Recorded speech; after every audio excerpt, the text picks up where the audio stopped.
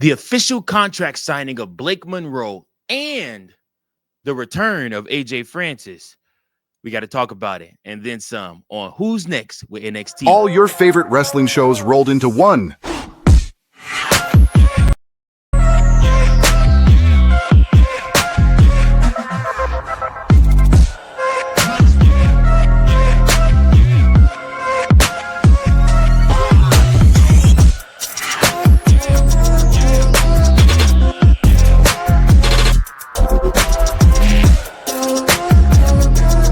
Welcome to the We Book It podcast. Let's start the show.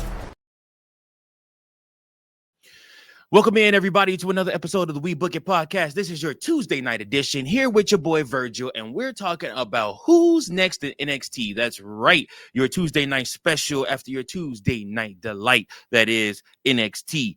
The first match that we have up, it's a big night for NXT. It is the return of AJ Francis, also formerly known as Top Dollar, first time wrestling back in NXT in 3 years. He made a post on X about it earlier. He'll be tag teaming with Trick Williams and KC Navarro, his tag team partner, and they'll be going up against Elijah, Josh Briggs, and Yoshiki Inamura. I hate that dude's name. I ain't gonna lie to you. But anyways, we also have the official contract signing of Blake Monroe for her NXT contract. Also, Jordan Grace will face Lola Vice, and Tia Hale will take on Jada Parker. And that's the match that we will start with. Very women's match heavy card here tonight for Shawn Michaels and producing wise. But anyways, Parker made her way to the ring right for the opening match, and then Hale attacked her from behind. Parker turned the tables on her and rolled her into the ring so the ref could call for the bell. Despite Hale's intensity, she was giving up a lot of size and power to her opponent. She used her quickness and agility effectively to keep the fight even, but whenever Parker was in control, she felt more dominant. Then they used a lot of energy. They used a lot of energy and enthusiasm to counteract the lack of polish on their work.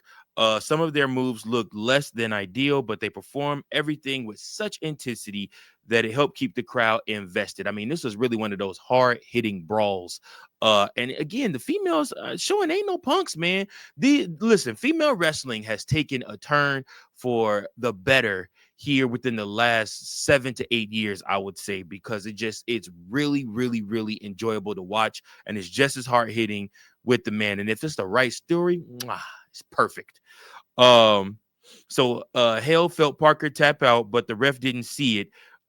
This allowed Parker to hit her with the finisher after the hold was released to score the win. This was a decent match, but the finish needed to be replayed to make it make sense. So again, a little rusty with the finishes and things like that, but I mean, eventually you got it. Parker defeats Hale in this match. Jada Parker's popularity is gaining more and more, but it's hard to tell if WWE wants her to be a heel or a babyface at times. Parker was too tall for Hale to properly apply an abdominal stretch on her, but they did the best they could in that match. Next spot, we move on to Kaani Jordan versus Lash Legend. This match featured Jordan taking on Legend in another Evolution Eliminator match. Despite being a smaller competitor, Jordan took control right out of the gate. We returned from break to see Jordan counter a suplex into a cradle for a 2 count. This was a competitive encounter that got better as time went on.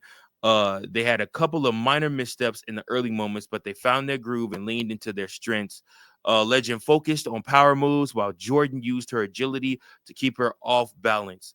After countering a couple of finish attempts, Legend hit her with a finisher to get the win.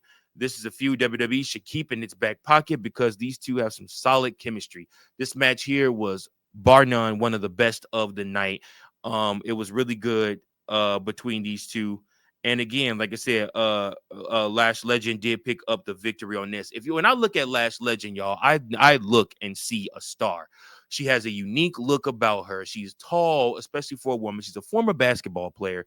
And again, she is just able to do so much in the ring, and like big women in the ring that's like agile. Like you don't see that a lot in wrestling. So to be able to see her be able to move the way that she does, and she's tall and towering, I mean, it's perfect. It's perfect. So yeah, we'll go from there. into Trick Williams, Wes Lee, and AJ Francis going against Elijah, Josh Briggs, and Yoshiki Inamura.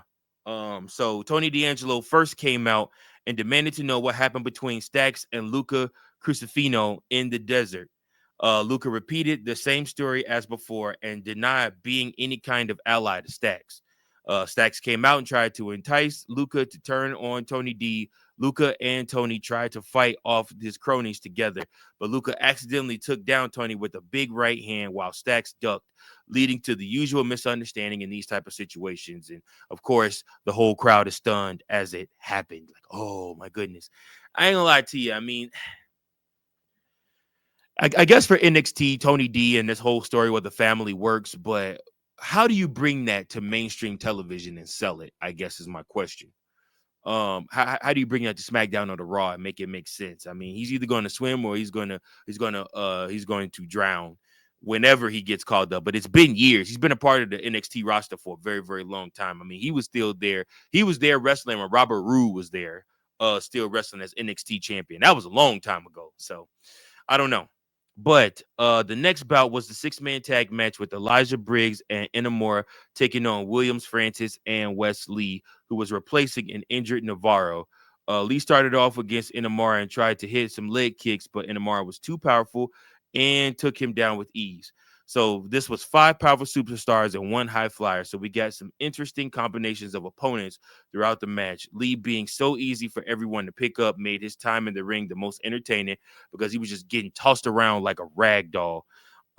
It was a bit surprising outcome with Inamura pinning Williams to get the win for his team. Must be setting Inamura up for a shot at that at the TNA World Championship. The result is Elijah, Inamura, and Briggs defeat Williams, Lee, and Francis.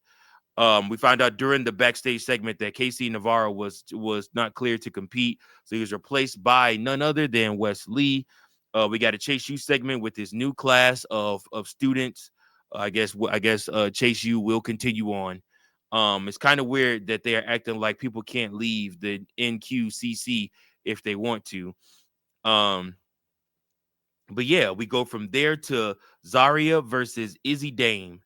The third Evolution Eliminator match had Zaria taking on Dame. So Ruka, Sean Spears, and Nico Vance were all at ringside. I will tell you guys this. Zaria has another, again, she's another one of those with the unique look with the braids, the way she does her makeup, her hair, everything like that. She has a unique look and her body build. I think like unique NXT has some very, very unique superstars, and especially their women's wrestlers. So Dame tried to win right away with a roll-up, but Zaria kicked out, regrouped, and started unloading right hands on her. Zaria is a powerful competitor, but it's easy to forget that Dame is roughly the same size until you see them in the ring next to each other. What could have easily been booked as a one-sided bout ended up being highly competitive. Neither woman had a clear advantage over the other, so the outcome wasn't an easy to predict as some of the other matches on this card. But Tatum Paxley distracted Zaria by hugging Ruka from behind and freaking her out, which opened the door for Dame to hit a spinebuster for the win. Just like I said, Zaria has one of the most interesting looks in all of WWE. She's a unique talent with a high ceiling for success.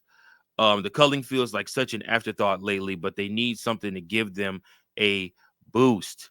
And then up next after that, we have the final Evolution Eliminator match, which saw Jordan Grace take on Lola Vice. The winner would take on Dame, Legend, and Parker in next week's Fatal 4-Way. Vice took control early and seemed to have Grace's number. She had a hard running hip shake strip strike in the corner as the show cut to a break, and then we return to see the Juggernaut beginning to make a comeback. She countered a submission by picking Vice up and dropping her on her back. This was the best of the 4 elimination matches we got this week. Vice looked great in this match, but it was Grace who ended up scoring the win. These two need to meet again with more time because they only scratched the surface. A B+ was given on this match.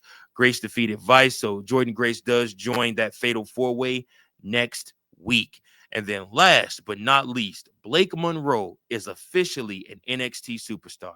So the show ended with Monroe coming out to sign her contract with Ava. She called NXT the best women's division in the world and said WWE has always been her dream during her promo. Fatal Influence then showed up and got into a fight with Monroe. Fallon Henley and JC Jane put her through a table while Ava watched in frustration. While having a brand new superstar get taken out in her second appearance was not on my bingo card for this week, it definitely set her up as a potential opponent for Jane down the line. Unfortunately, there wasn't much else to get invested in here. The segment was short and didn't do enough to make Monroe feel like a threat to the title.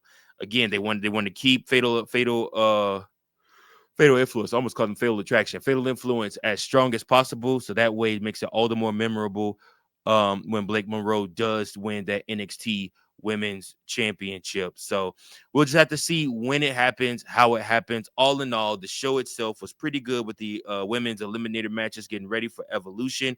I have a feeling that you're going to see a strong presence from NXT on that women's evolution card. So again, like I said, there'll be a lot of opportunity there for a lot of different superstars to do something special.